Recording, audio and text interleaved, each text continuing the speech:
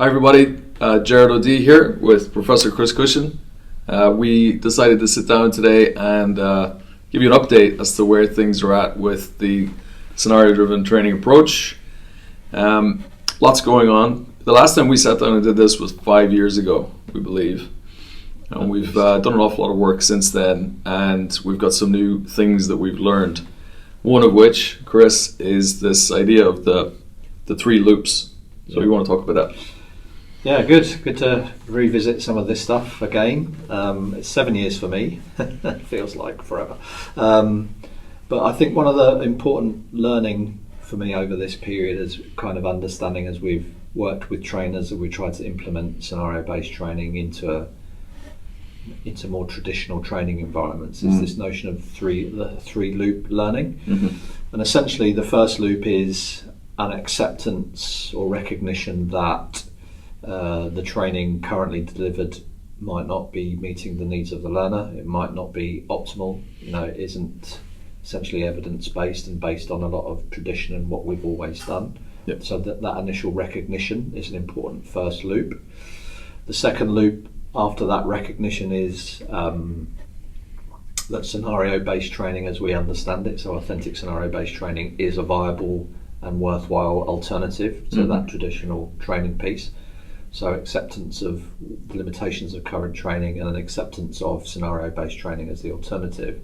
And then the final loop is getting good at doing scenario-based training. So learning how to do it. Well, I think over the 7 years they're all tricky loops. Even with organisations that we've worked with for a number of years, there are still people sat in that first loop who still kind of resist the idea that what the training they're doing is problematic or difficult. They don't really understand. Yeah, it's true.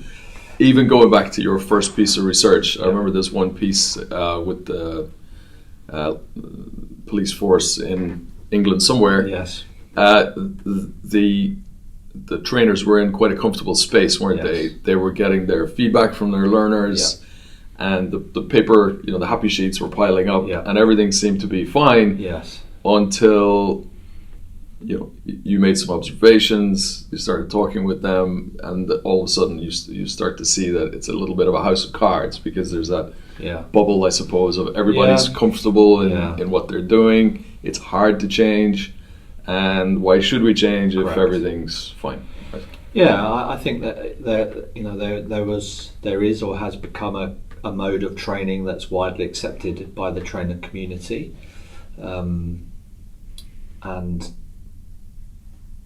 accepted by the learners, in that we're happy. I'm not sure that's the right word, but there's an acceptance of this is what training looks like. I guess the problem comes, again, we come back to that performance versus learning piece when we look at transfer and retention. When the problems start arriving, suddenly these techniques and skills aren't being used. You get issues with complaints, injuries, issues, professional standards, all of those things, and it comes back to how things were taught, learned, or not really. So I think that it's a weird paradox in that you got some trainers who were, maybe some are very comfortable with their training paradigm, but at the same time recognizing that there's problems in context with how people are behaving and using the skills. That's right. I think I remember very keenly one of the healthcare clients that we worked with. That it was actually the training team were losing motivation, losing their belief in what they were doing.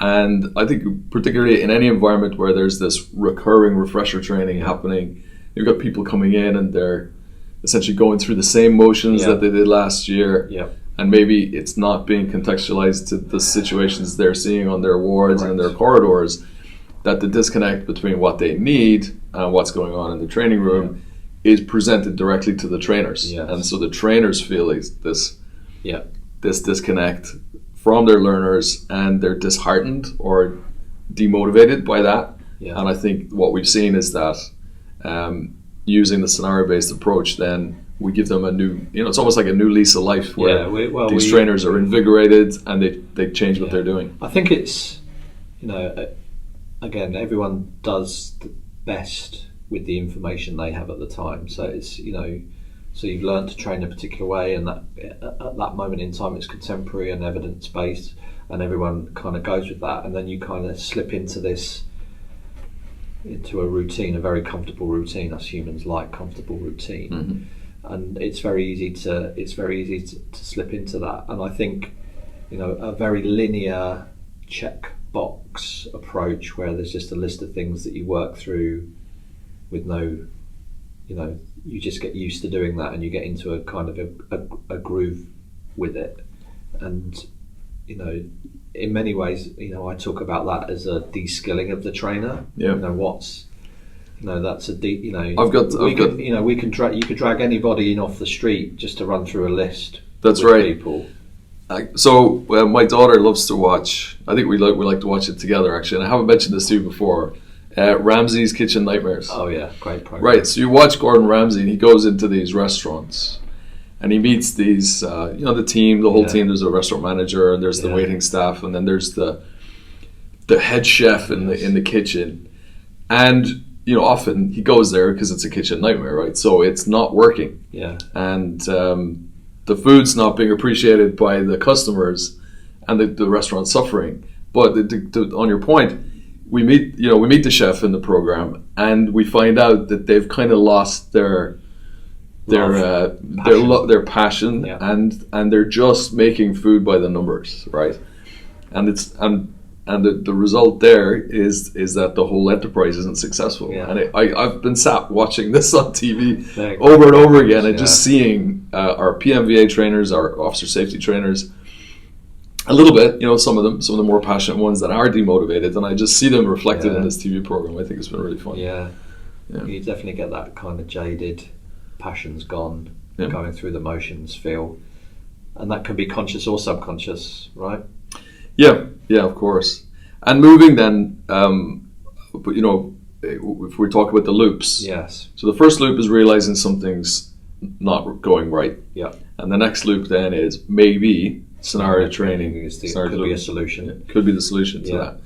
So what are the difficulties for somebody moving into loop 2 where they want to change, but what does the change look like, I suppose? Well, it's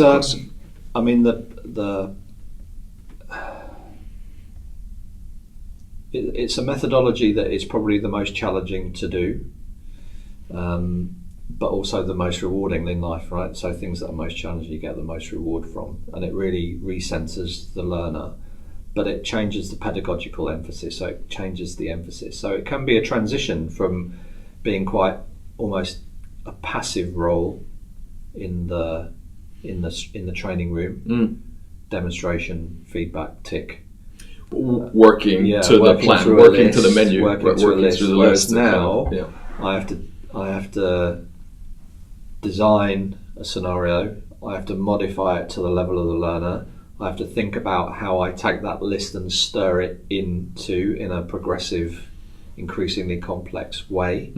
I have to now think about how my learner's responding to that. So, we are professionally reskilling the trainers to be trainers again. So you have to be observant. You have to have that. You have to be able to take that curriculum and think about how you would deliver it. You have to be able to modify, use the modification, exaggeration, shaping, and use all of those skills to be able to create that learning environment. And I think as well, it can expose. To be really good at that, you need strong content knowledge.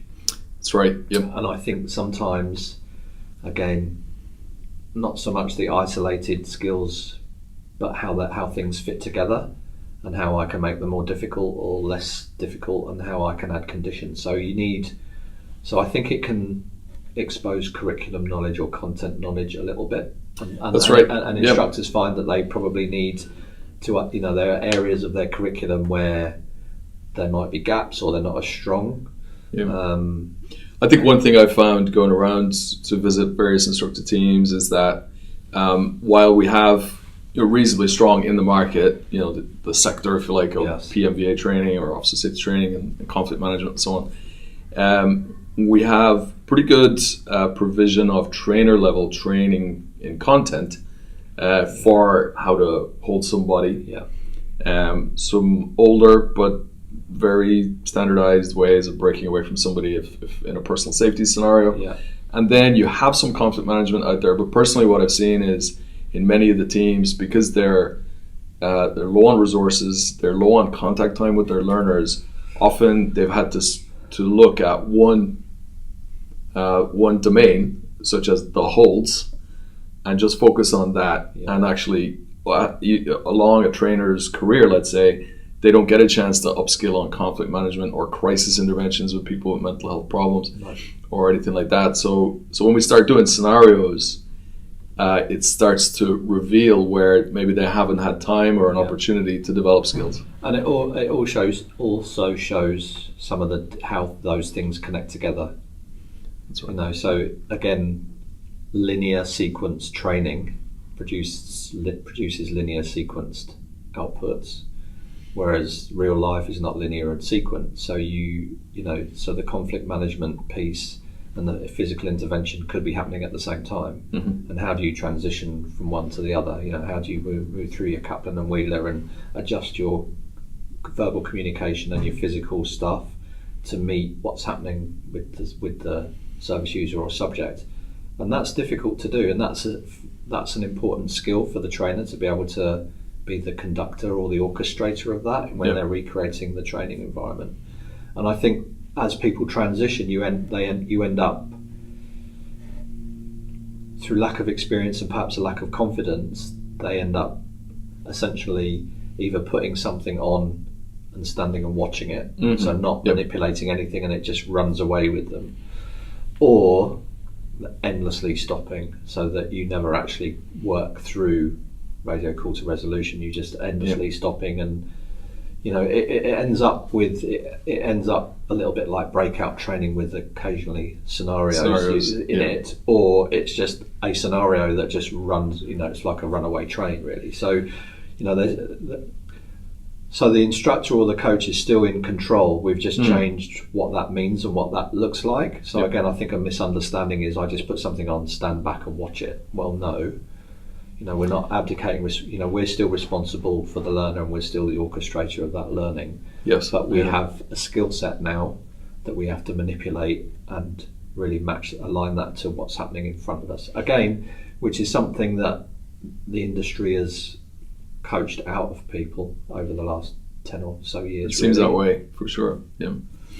The assessments are so important, I think, to instructor teams that, their performance indicators for the team or for the individual instructor is somehow attached to the assessment of those learners and whether the learners have passed the course and so on like that. So we have this idea of the instructor teaching to the test, I guess, and the test is a checkbox of tactics or knowledge and theory components, and then that becomes how they deliver the session in blocks of lecturing from the front or in blocks of standing there practicing things over and over. And that is one of the challenges, isn't it? I suppose we talk about loop 3 is where we are right now, is that getting better at doing scenario-based training.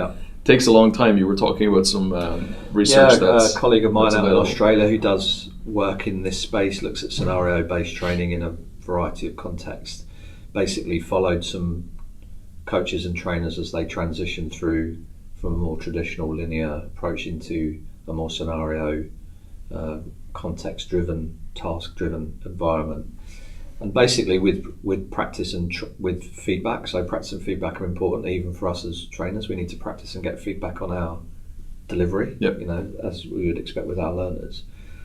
But they found it took about a year of doing training like this and getting feedback on it for people to get to a level of confidence and competence where you can say, yes, I've transitioned from this traditional approach to something that's more scenario based. So it doesn't. You can't Thanos it. You can't click your fingers and make it happen instantly. It's like everything, it takes practice to get good at this stuff, right? So, yeah. And it's about a year. It takes about a year to get to that spot. Unscripted, and it's not in my notes to ask Chris this question, but let's just diverge for just 1 second and talk about the 5-day instructor certification phenomenon, which is very common in my sector. Yes. So we have customers who call up and say, look, the direct training from one of your experts who's done their 1 year to get good at scenario-driven training and very rich. It's efficient, it's engaging, and it's effective according to the evidence base to do training in a particular way.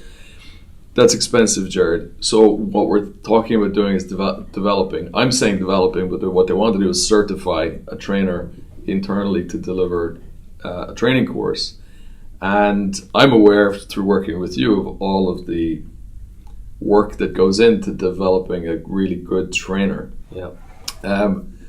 Which I could talk at length about. But I wonder what your background is in coach development. Yes. You were working on how to make better coaches your entire career, pretty much. Yes. So I wonder what you think about the 5-day certification and and you've experienced it yourself, right? I mean, controversial. We've got, we're working within, we don't have a blank check.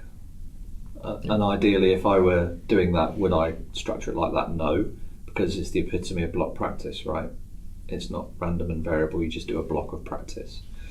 So within those constraints, you have to build variability in it. So I think the 5-day course, if you work to the scenario-based principles and you do it a spiraled curriculum, so it gets increasingly complex, it's random and variable, and you maximise the amount of time people get to practice, then you do the best that you can. I think the thing that's missing is, learning is about retention and transfer. So the thing that, for me, for the 5-day course, the thing that's missing is the pause, the gap, and then some kind of assessment on retention and transfer. So, typically in research, you're looking at 6 to 8 weeks. So you have a period of acquisition, you have 6 to 8 weeks, and then you have an assessment task, and that is a test of learning. Have you retained it, and can you transfer it into a related but separate task? Which, in terms of developing a trainer, would be what would that assessment look like 6 to 8 weeks later? So it would be delivering scenario-based training, basically. So here's just deliver this to learners, whether that's a peer group or whether you bring actual learners in and get people to deliver it, and against the learning outcomes of that training. So the piece that's missing is we're assessing performance in the 5 days, really, because there's not been enough time for it to, we're talking, learning is retention and transfer. So if we're doing block practice, so there's a bit of it. So what you can do is you set up so it's a bit of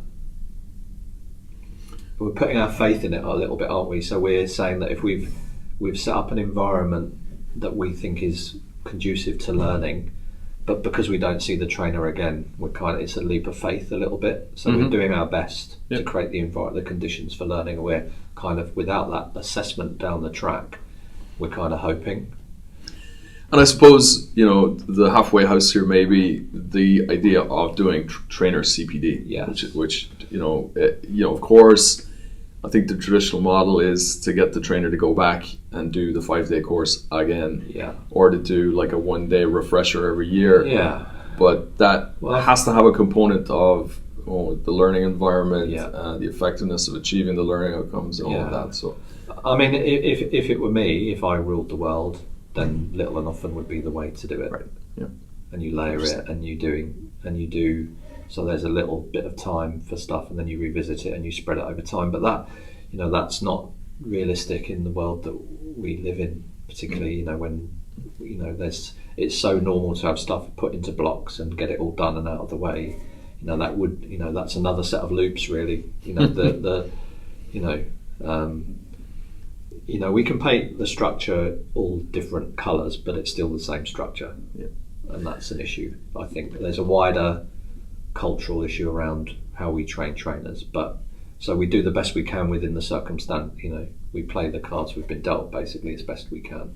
But that kind of return to, there are, you can look at video, you can look at, so again, in other environments, we've got people to submit video of themselves in that period. So we've sent them an assessment task, and they capture it on video and they send it back. So that you're not, with technology, you're not necessarily limited by attendance. You don't have to attend, but you need some way of checking where people are after a period of acquisition, which is the measure of retention and transfer. So let's look. We got a couple of. We were looking at sort of what are the difficulties about moving across to a scenario-driven approach. Yeah, and I think we did talk about underlying knowledge. Yeah, for sure. We might need to talk a little bit more about reorganizing the curriculum into a scenario-driven approach. I think we would. I think the issue for me is that we've been so skill and so. One of the things that kind of sneaks in under the radar is that scenario is a concept-driven approach. So we teach concepts and principles, and learning outcomes reflect concepts and principles. And within that, skills and techniques are the things that solve the problem. So you have a concept and a problem, and the skill is the thing. But with that kind of linear skills first approach, we've listed the skills first, and we've not connected to concepts or problems. Yep. And that's the challenge, right? Yep. So again, there's a shift. It's a paradigm shift in thinking. So I've got this is a conceptually based approach where I insert skills to fix the problem that occur. So for me, that curriculum shift is about these broad conceptual or principle based outcomes. And then under that, it's essentially the skills or tactics or whatever it is that fixes those problems. Yep. So it's not a massive sheet of 50 things. It's not a list. It could be there could be 4 or 5 core concepts or principles under which there are subsections of skills. So you move away from this. Again, it's all grounded in this behavioural approach. So breaking things up into small bits, repeating them, putting it together later. Lists of competencies are all grounded in that kind of behavioural approach, and we're moving away from that really. So that entails all of the stuff. So how we design our curriculum, how we think about assessment, and again, this approach moves. And that's the third, challenge I think that instructors faces, and how do we assess people if we're not standing with a clipboard? Watching them do one thing over and over again. Well, you're still watching people tick the box. Yeah, you're still watching people doing stuff for sure, and you're watching them doing it lots and lots and lots of times. So I like to shift the thinking away from assessment of learning to assessment for learning. Mm-hmm. So we're doing increasingly complex versions of the whole. We're challenging the learners in different ways, and they are responding to that with the correct solution. And if you see somebody do it 400 or 500 times over the course of however many days, I think it's fair to say that they've achieved that. What you've seen is they've achieved that thing. What's missing, of course, is the retention and transfer bit. But again, we're playing the cards we've dealt. We don't have time necessarily to see that. Yeah. So I think again, it lowers the stakes. So it's the assessment is a continuous thing. Mm-hmm. Yep. So it happens throughout the training. Right. So you see someone do it consistently over time. I think it's reasonably low stakes for them, and arguably easier for the trainer. Yeah. And again, working with trainers and training teams, when you're working with groups of learners, you have your list of learners, and it's like, and I've seen organisations I work with have the list of learners and create a little matrix and almost mark off when they've seen people doing stuff, so then they can do a learner review and say, I've watched Gerard I need to see him do this a little bit more because I'm not sure about that. So the next time you're in the scenario, we just condition it. So I want you to do this. So you fix the scenario. So the scenario is going to look like this, and it's going to demand this from you. Yep. So the thing I want to see from you will be conditioned in the scenario. I don't tell you that, but I set it up so I want to see you do it again. Yeah, for sure. So again, there's ways that those organisations are using that. So they've still got a clipboard, but they're using it in different ways, and it's more connected to the learning and the shaping of their practice design. Yeah, for sure. It actually reminded me of something I learned from you quite early on, which is like the way in which we write a learning outcome, is really important, because it affects then what the assessment is, and this idea of the know, understand, and do kind of format for writing the learning outcomes is really important. And we've had back and forth about this, but I've attempted to write learning outcomes which include all three components. So if somebody knows how to do X and they understand a certain concept, they should be able to show me them doing a certain skill, right? And so the learning outcomes start to read very differently, let's just say, than the traditional ones. Well, they need a verb in them for a start, and I think people mistake a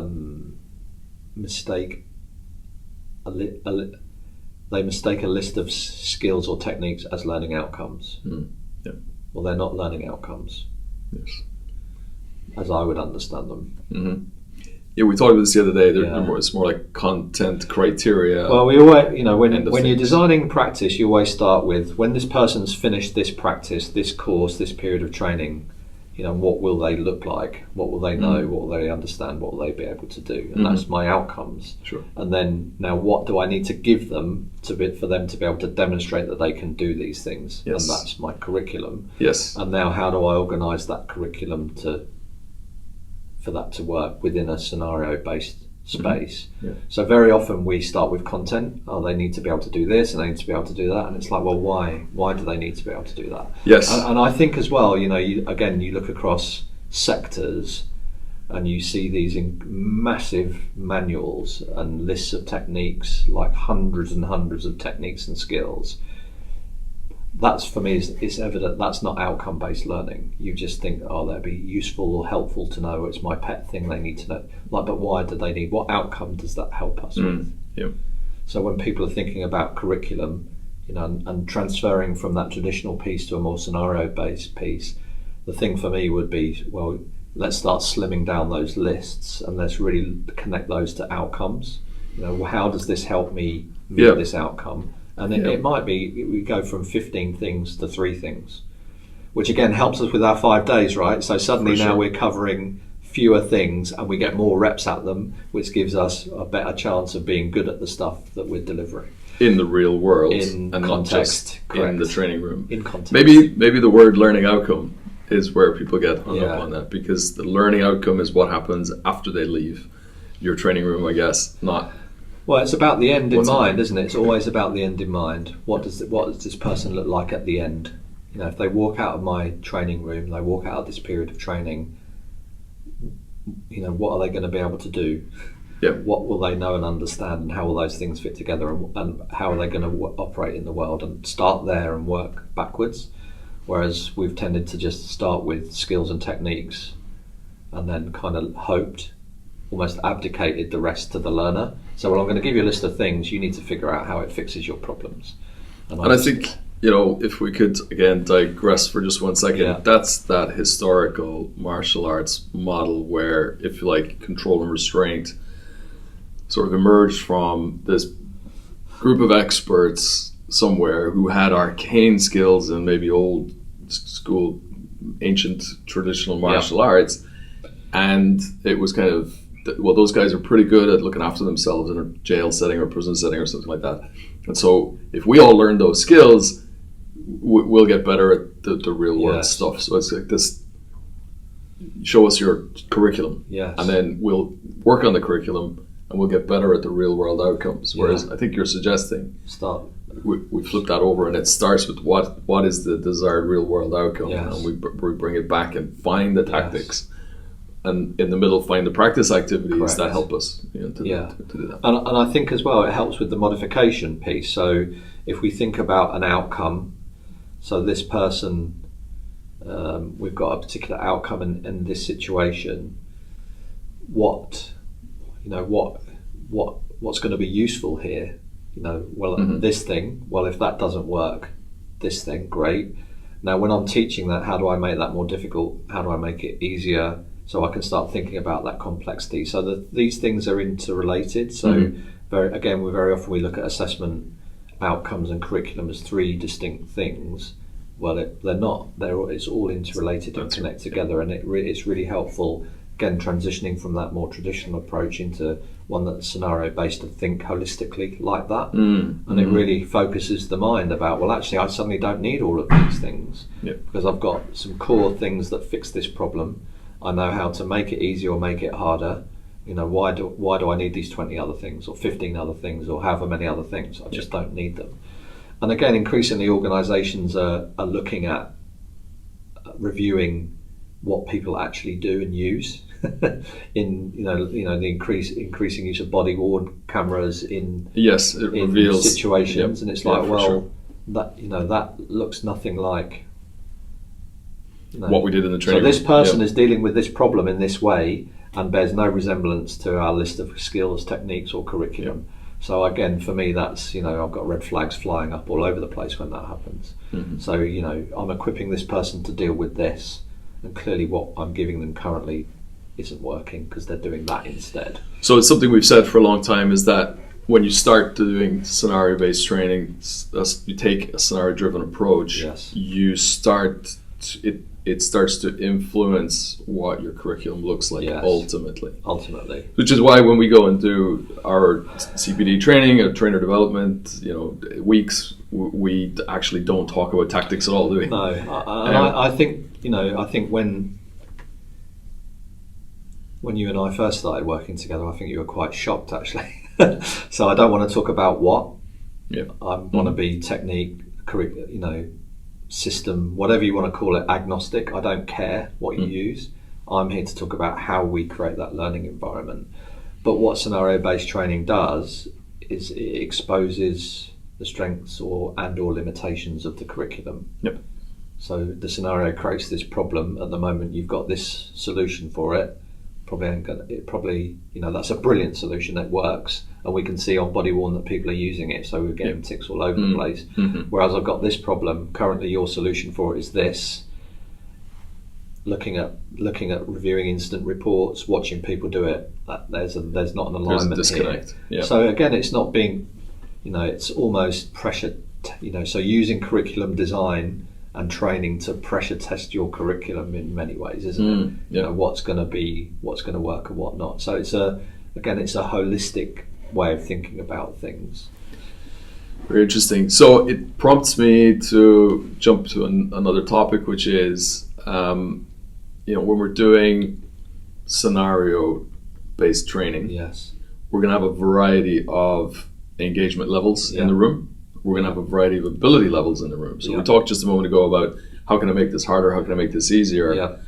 And one of the pillars of our approach is that the learner, not the learners, the learner, but it's learner-centered. So how, you want to speak for a moment or two about this idea of again, it's very engaging the individual learner? So, we talked about want and need, and we talked about getting input from the learner, so understanding what their issues are, what the problems they're facing in their working lives, what they struggle with. So that's one way of informing how we set up scenarios. But also when you modify that initial task to the level of the learner, and sometimes that's a finger in the air kind of, I'm going to pitch it here and see what I've got. So very on those early reps could be, from my perspective as a trainer, let's see, so people talk a great game, but let's see how they actually do it and where the gaps are. So part of that initial kind of thing, and when you've got a mixed group of learners, some maybe very skilled and experienced, some less so in the same group. Again, we talk about systems of training and the broader system.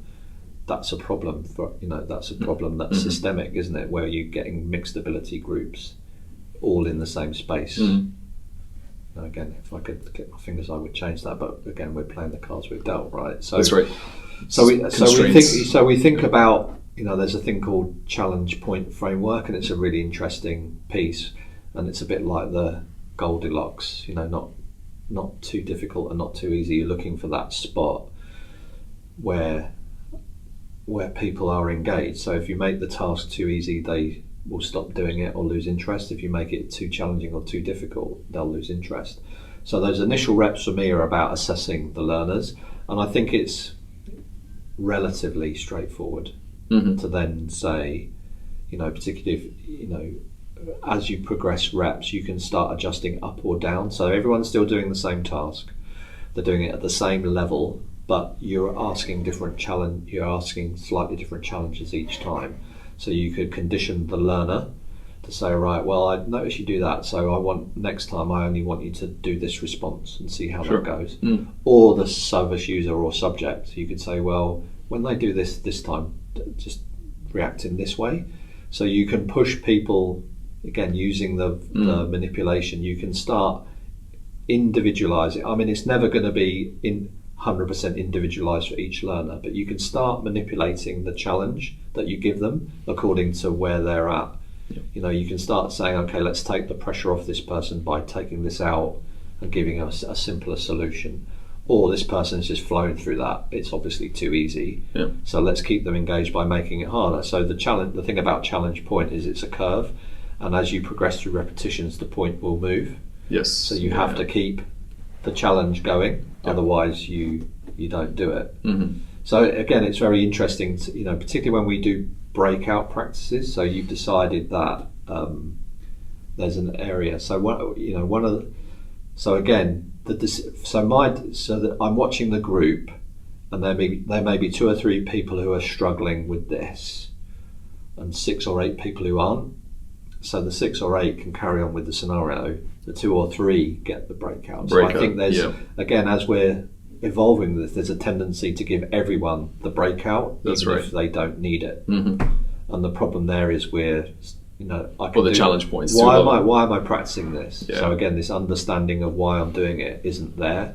So I'm reminded of my Wizard of Oz analogy, which I don't know if it's going to hold the water here, but we talk about shaping the scenario and modifying the conditions of the scenario. And I've always, in my own mind, imagined the Wizard of Oz behind the curtains, with a series of dials and levers and buttons, and on stage, if you like, on the other side of the curtain where the action's happening, there's not necessarily, but there's flames and there's things appearing, and there's noises and there's different elements appearing as the wizard shapes the scenario. But I'm going to extend my Wizard of Oz analogy today, because in the story, I've got young kids at home, so I know the Wizard of Oz quite well, but in the story, it's funny because all of Dorothy's companions all get different challenges as they work through the story, right? They have different issues. They need to work on their courage. They need to work on their ability to make decisions. They need to make progress on their self-belief or whatever it might be. And so I'm glad my analogy sticks. So, but that's it. That's the instructor's role, is to be able to see what the learner in front of them needs, and then and through the scenario training, they're able to shape their experience and their number of repetitions, so that they can develop from one level to the next, right? So that there may be common issues for the group, in which case, fine, everyone can practice it. But I think there is again, it's the course of least resistance, is to create one breakout that really only 1 or 2 people should be doing, and you end up the whole group doing it. And you're starting to erode that kind of engagement piece there. I mean, that's not to say that you can't make the breakout more complicated for the more competent folks, or even a mini scenario. So you can again start manipulating the tools that you have, but we're trying to tailor the training to the needs of the learner as much as we can within the within the constraints that we have. And again, I think it's how we manipulate the size and shapes of the groups is a thing. Managing the numbers is a consistent theme. Working in pairs, working in threes, working in fours. That's right. And you can, so again, a one-to-one thing is a much more intensive experience. So, but it also allows you to focus more on individuals in a one-to-one thing. Whereas if there's 5 or 6 people, it's very easy to slide along and become a grey person in that scenario and kind of just go with the flow a little bit and not be on top of it. So again, it's understanding how you use group sizes, those dynamics to benefit the learners, really. And it could be that you have 5 or 6 people over here working, and then 2 groups of 2 working as pairs on the breakout, and swap them out, or however you want to do it. So there's lots of ways that you can create those combinations to personalise that learning and be more focused on the needs of the learner specifically. Brilliant. And we've seen groups of instructors get really good at that really quickly, actually, in the courses that we've been running. So it's as with most of this, I think there are ideas about how to coach and instruct which are beyond what's commonly taught, but they're not out of the reach of an instructor to grasp really quickly and then start to practice, even though it might take them a year to get good at that. Yeah, and I think as well, and you just have to, the learners don't know. So you have this internal dialogue when you're putting on sessions that, that's not going very well, and that's not really going where I want it to go, and I'm not happy with this. But the learners don't know that.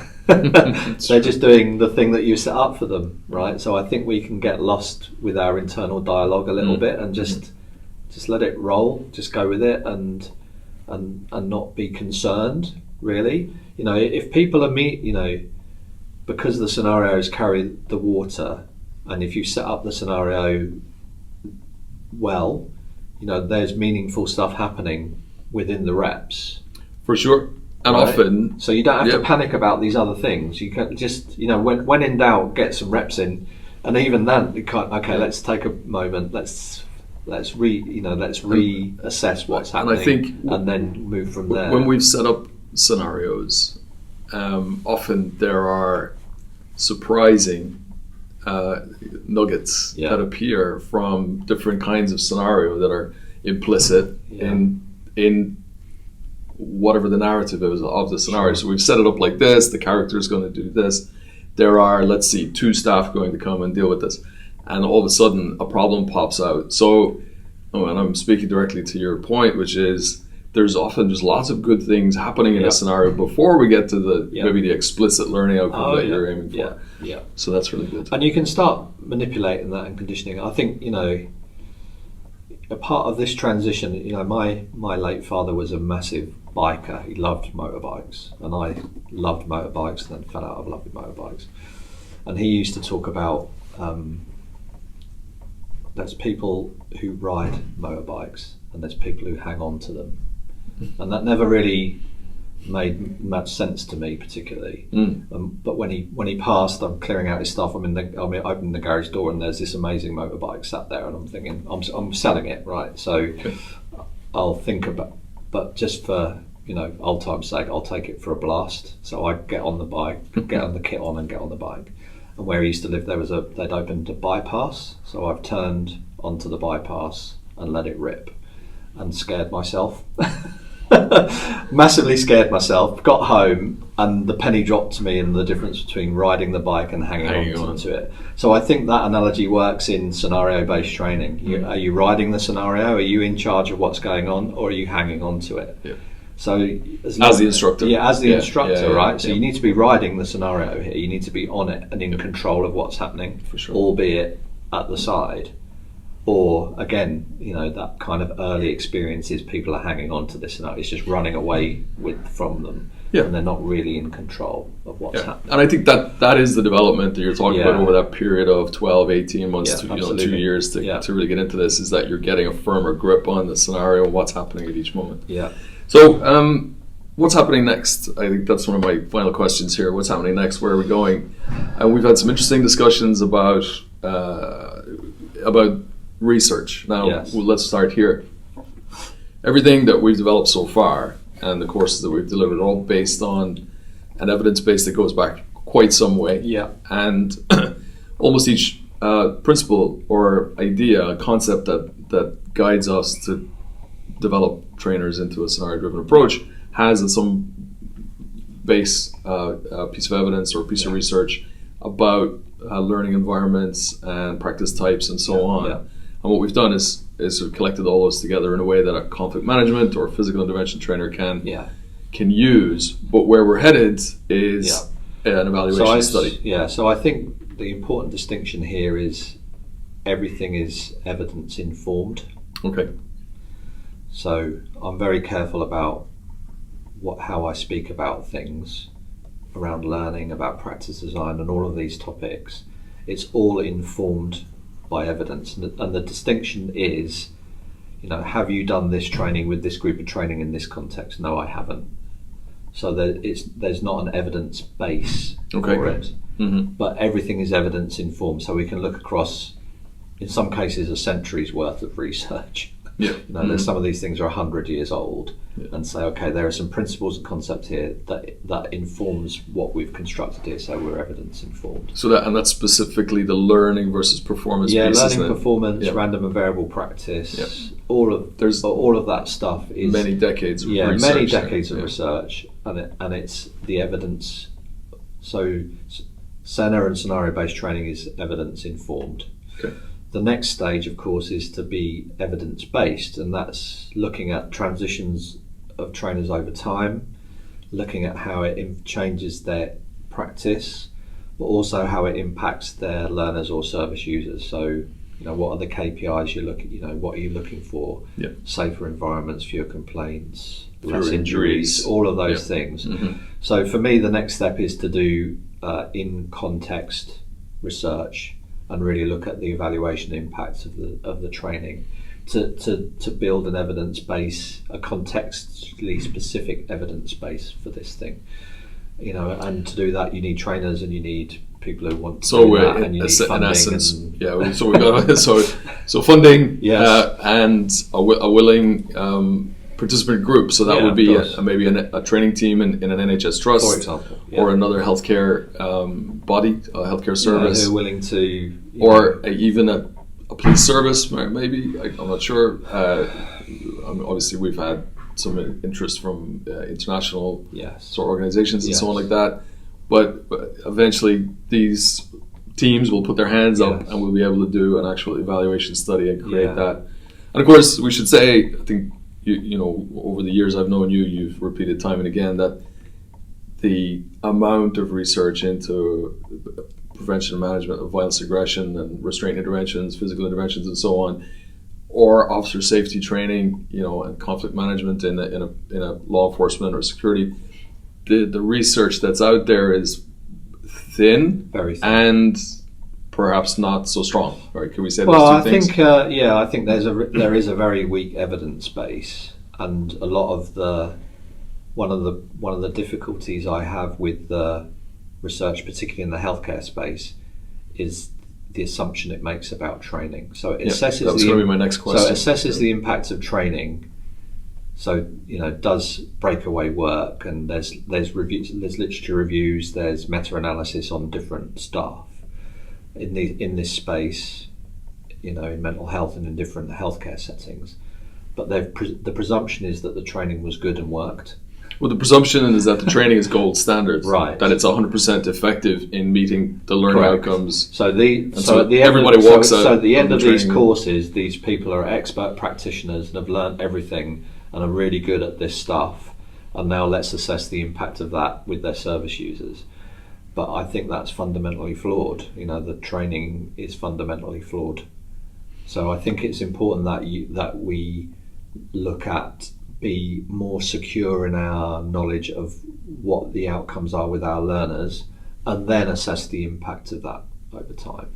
And obviously the research design, you need to be quasi-experimental. You need a non-intervention group or a control, to do it, to have a robust and rigorous research design. But I think we need to ask better questions of the training before we start assessing its impact. And that ideally, I'd love to be able to do work like that. Yeah, so we're absolutely. I think we're moving into that phase. Yes, sure. Where we're going to be looking for some teams to work with and do an evaluation.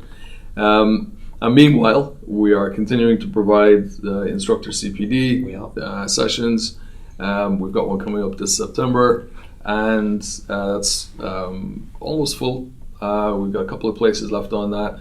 And we've also had, as we were talking about running that course, numerous inquiries about actually going into certain teams and exposing the entire instructor team to these ideas and helping them develop their practice.